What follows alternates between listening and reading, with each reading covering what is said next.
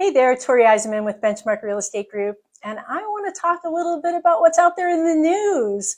So I'm seeing a lot of posts on social media, and I'm hearing a lot of conversation on the news about buyers and sellers and real estate and realtors and how do they get paid and does it make sense?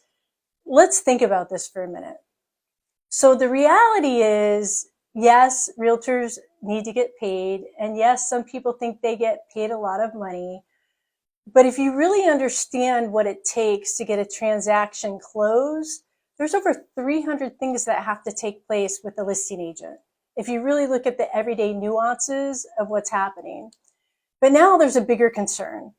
And the concern is the conversations about, well, buyers now need to pay for agents and sellers have been taken advantage of. What's reality? The reality is that at the end of the day, these numbers have been coming out of the purchase price and the houses have been appraising. So does it really matter when that expense comes out of the right side or the left side of a closing statement? Here's what's going to happen. So let's think about this. 80+% of homes are sold by real estate agents. Now we're going to say, guess what? You have to get paid from a buyer in lieu of a seller. And again, remember, the numbers are the numbers and they're coming out of the purchase price. So which side of a closing statement it comes off of, does it really matter? It really doesn't. So if we start thinking about this in detail, do you love your veterans? Do you think about the fact that we are able to walk on our streets today? We're able to go out and have the lifestyle in the United States that we have because we have people that are sacrificing their lives to give us the freedoms that we have. A veteran's not allowed to pay a real estate commission. So think about that. What are we doing to our military?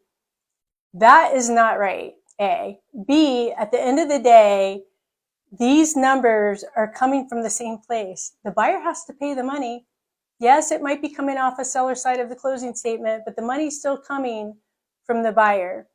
It's appraising. So I just want to encourage people to think about, what does this really mean? Are we making a bigger deal out of something that at the end of the day, really a purchase price is a purchase price and appraisal is an appraisal? Buyers right now are struggling with closing costs, and in many instances, they're asking sellers to contribute. So if we take some of these numbers away, are the houses really going to be able to sell? Watch the market with what's happening right now with interest rates being a little bit higher.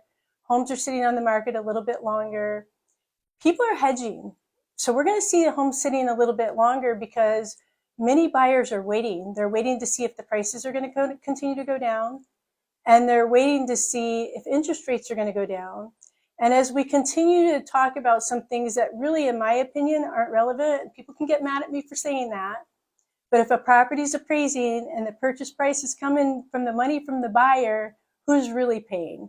So just think about that today and going forward. Where does the money really come from? The net number is the net number at the end of the day. It's not going to change. And the mortgage companies are not going to finance in these fees. Veterans can't pay them. And let's think about, do you want your home sold? Now hedge funds, there's a bill going in front of Congress.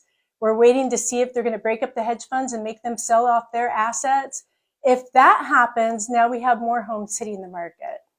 So guys, think about the decisions you're making. Think about what you're talking about. Understand the implications.